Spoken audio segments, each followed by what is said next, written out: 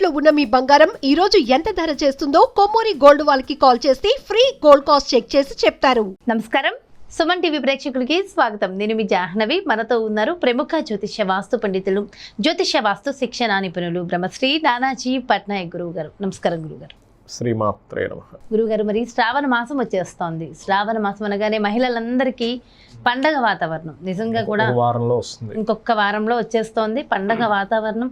మరి శ్రావణ మాసానికి మహిళా మనులంతా ఎలా రెడీ అయితే బాగుంటుంది అని అంటారు మీరు? శ్రావణ మాసానికి గొప్ప ఇదేంటంటే, మనం నార్మల్ డేస్లో చేసే పూజ ఫలితం ఒక ఎత్తు, శ్రావణ మాసంలో 1000 రెట్లు ఫలితం ఇస్తుంది. అయితే శ్రావణ మాసంలో ఎవరిని పూజించాలి? ఈశ్వరుణ్ణి పూజించాలి. ఈశ్వరుణ్ణి, లక్ష్మీదేవిని అంటారు. చెప్తాను ఎవరెవరిని ఎట్లా పూజించాలో చెప్తాను. ఈశ్వరుణ్ణి పూజిస్తూ శివాలయంలో కూర్చొని విష్ణు సహస్రనామాలు చదవాలి శ్రావణ మాసంలో. అసలు మనకి శ్రావణ మాసం ఎందుకు వస్తుంది అంటే, పౌర్ణమి రోజు చంద్రుడు శ్రవణ నక్షత్రంలో సంచరిస్తుంటాడు. పౌర్ణమి రోజు వచ్చే నక్షత్రం బట్టి మనకు మాసాలు ఏర్పడతాయి. శ్రావణ మాసం దానివల్ల ఏర్పడుతూ ఉంటుంది. ఓకే, అలాగే ఈ విష్ణు సహస్రనామాలు వినడం కానీ చదవడం కానీ శివాలయంలో కూర్చొని చేయాలి. Point number 1. శ్రావణ మాసం అనగానే మనకి శ్రావణ సోమవారము, శ్రావణ మంగళవారము, శ్రావణ శుక్రవారము, శ్రావణ శనివారం చాలా విశేషమైనటువంటివి. ఇప్పుడు శ్రావణ సోమవారం దేనికి చేయాలో చెప్తాను మీకు.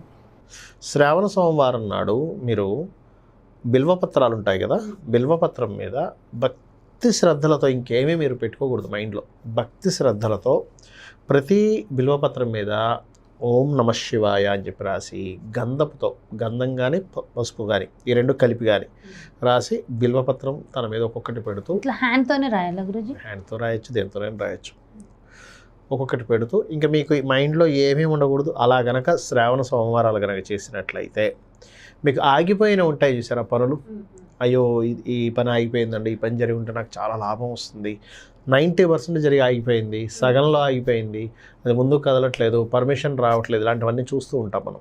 శ్రావణ సోమవారాలు ఇది కనుక చేసినట్లయితే ఖచ్చితంగా పనులన్నీ మూవ్ అవుతాయి. ఎందుకంటే లయకారకుడు అయినటువంటి ఈశ్వరుణ్ణి మనం చేస్తున్నాం, శివలింగం. అలాగే మరొకటి ఏంటంటే, మీరు ఎక్కడ ఏం చేసినా, ఏ శివాలయంలో చేసినా విష్ణువుని అర్చించాలి. విష్ణువుని అర్చిస్తే ఆటోమేటిక్గా లక్ష్మీదేవి అక్కడే ఉంటుంది. విష్ణువుని పట్టుకునే ఉంటుంది లక్ష్మి ఎప్పుడు కూడా. అదే. ఇక శ్రావణ మంగళవారం. శ్రావణ మంగళవారం కొంతమంది జాతక చక్రాల్లో చూడండి, వాళ్ళకి కుజదోషం ఉంటుంది. కుజదోషం వల్ల చాలామందికి వివాహాలు అవ్వవు.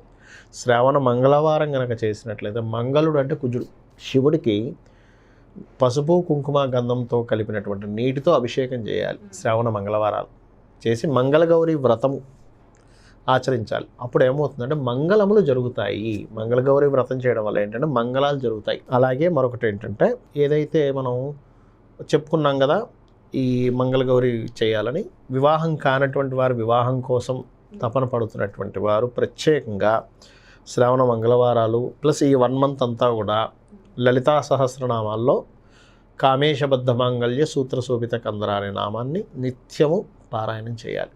నిత్యము ఇంకా చేస్తే ఏమవుతుందంటే, జాతక చక్రం ఎలా ఉన్నా సరే గుర్తుపెట్టుకోండి, అమ్మవారిని అర్చించడం వల్ల, అమ్మవారి పాదాలను పట్టుకోవడం వల్ల వచ్చినటువంటి లాభం ఏంటంటే, మనకి జాతక చక్రంతో సంబంధం లేకుండా మనకు యోగం కలుగుతుంది.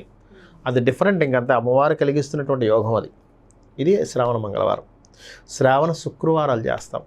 శ్రావణ శుక్రవారం మీరు ఇందాక అన్నారు చేశారు, ఇదేంటి లక్ష్మీదేవి పూజ చేయాలి కదా, శ్రావణ శుక్రవారాలు చేయాలి లక్ష్మీదేవి పూజ. కేవలం శుక్రవారాలు మాత్రం లక్ష్మీదేవి పూజ. అయితే ఆ రోజు లక్ష్మీదేవి పూజతో పాటు తేనెతో అభిషేకం చేయాలి ఈశ్వరుడికి. శుక్రవారం తేనెతో కానీ చక్కెరతో కానీ అభిషేకం చేస్తే ధన సంబంధించిన ఇబ్బందులు తగ్గుతాయి. ఫైనాన్స్ రిలేటెడ్ సంబంధించిన ఇబ్బందులు పడుతుంటారు కదా, అవి తగ్గుతాయి అన్నమాట శ్రావణ శుక్రవారాలు. తేనెతో కానీ లేకపోతే మన చక్కెరతో మిశ్రీ ఉంటుంది కదా, దాంతో కానీ అభిషేకం చేయాలి. లేనట్లయితే మనకి కామన్గా చెరుకు రసం ఉంటుంది, చెరుకు రసంతో అయినా సరే చేయొచ్చు. ఇవి చేయాలి ముఖ్యంగా. దీంతో పాటు మీకు దగ్గరలో గోశాలు ఉన్నట్లయితే గోశాలకు వెళ్ళి గోవుకి చక్కగా ఈ చపాతీలు ఉంటాయి కదా, తేనె పూసిన చపాతీలు. ఆ చపాతీలు ఎలాగా మనకి నూనె వేయని చపాతీలు, నూనె వేసి కాల్చినవి కాకుండా నార్మల్గా ఉండే పులకాలు లాంటివి, దానికి చక్కగా తేనెని పూసి చిన్న ముక్కలుగా చేసి ఒక చిన్న పిల్లవాడికి తల్లి ఎంత ప్రేమతో తినిపిస్తుందో అలా తినిపించాలి గోవుకి. అందులో దేశీవాలి గోవుకి. మీరు ఇది చేస్తే శుక్రవారాలు మీరు గమనించవచ్చు, ఇది చేస్తూ మీరు గనక లలితా సహస్రనామాల్లో సంపత్కరీ సమారూఢ సింధుర వ్రజ సేవిత అయ్యే మహామంత్రం కనుక చేసుకున్నట్లయితే ఖచ్చితంగా సంపదలు పెరుగుతాయి. అయితే నేను ఏదో కోట్లు లక్షలు వస్తాయని నేను చెప్పను, ఉన్న స్థితి నుంచి బయటపడతాడు.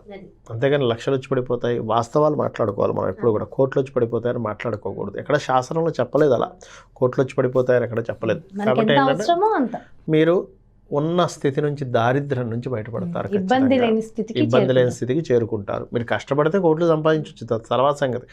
భగవంతుని నమ్ముకొని, అమ్మవారిని నమ్ముకొని మీ కష్టం మీరు చేస్తే కోట్లు సంపాదించడం పెద్ద విషయం ఏం కాదు అది. ఇక శ్రావణ శనివారం దేనికి చేస్తారు అంటే, దీర్ఘకాలిక అనారోగ్యాలు ఉంటాయి. దీర్ఘకాలికంగా చాలా కాలంగా అనారోగ్యాలు, ఎప్పుడు ఏదో ఒక అనారోగ్యం అవుతూ ఉంటుంది. అలాంటి వాళ్ళు ఏం చేయాలంటే, ఒకటి శివుడికి గంధము పసుపుతో అభిషేకం చేయడము. ఇంకా బెస్ట్ ఏంటంటే శివాలయంలో మొత్తం దీపాలు వెలిగించాలి. వీళ్ళ నూనెని తీసుకొని వెళ్ళి చక్కగా అక్కడ మొత్తం దీపాలు ఎంత వెలిగిస్తే శ్రావణ మాసం రోజు శనివారాలు మీకు శివ అనుగ్రహం కలగడం వల్ల ఏమవుతుందంటే సరైన డాక్టర్ దొరుకుతాడు వీళ్ళకి. ఇప్పుడు ఎలా ఉంటుందంటే డాక్టర్ మంచి ఎక్స్పర్టే, ప్రతి రోగికి చేయగలుగుతుంటాడు. కానీ ఒక రోగి దగ్గరికి వచ్చేసరికి డాక్టర్ ఎంత అప్లై చేస్తున్నా అది అవ్వదు. అర్థం కాదు డాక్టర్ గారికి కూడా, ఇదేంటి నాకు నేను చాలా కేసులు చూశాను ఈ వీడికి తగ్గట్లేదా అని. అక్కడ ఏమవుతుందంటే ఈశ్వరానుగ్రహం సరిగ్గా ఆ పేషెంట్కి లేకపోవడం వల్ల ఆ పేషెంట్ దగ్గరికి వచ్చేసరికి ఏదో తప్పుడు పడుతూ ఉంటుంది. ఈశ్వరానుగ్రహం పూర్తిగా పరిపూర్ణంగా ఎప్పుడైతే వస్తుందో డాక్టర్ గారికి సరిగ్గా స్ఫురణ కలుగుతున్నారని వీళ్ళు ఈ లక్షణాలు ఉన్నాయి కదా, దీనికి ఈ ట్యాబ్లెట్ ఇంకా బాగా పనిచేస్తుంది. చాలా రకాలు ఉంటాయి ట్యాబ్లెట్లు, 10 రకాలు ఉంటాయి. 10 రకాల్లో ఏది బాగా పనిచేస్తుందని ఈశ్వరానుగ్రహం కలిగేలా చేస్తుంది అక్కడ. అంతేగాని పాపం డాక్టర్ గారు తప్పేం కాదు అక్కడ. అలా ఎప్పుడైనా కూడా కామన్గా కూడా ఈ మెడిసిన్స్ వేసుకునేటప్పుడు కూడా మనం క్రీమ్ అచ్యుత అనంత గోవింద ఈ నామం కనుక అనుకుంటూ వేసుకుంటే బాగా పనిచేస్తుందమ్మా. మెడిసిన్ చాలా బాగా పనిచేస్తుంది. డాక్టర్ గారి దగ్గరికి వెళ్ళినప్పుడు కానీ మెడిసిన్ తీసుకునేటప్పుడు. అవును, మీరు ఇంతకుముందు ఒక వీడియోలో కూడా చెప్పారు దీనికి సంబంధించి రిజల్ట్ బాగుందని చాలా మంది కూడా రెస్పాండ్ అయ్యారు గురు. అవునవును. సో ఏంటంటే ఆ రకంగా ఈ శ్రావణ సోమవారము, మంగళవారము, శుక్రవారము, శనివారము ఈ పద్ధతులు కనుక పాటించినట్లయితే రోగాల బారిన పడడం, శనివారం రోజు దారిద్ర్యం తొలగిపోవడం ఇవన్నీ కూడా జరుగుతాయి.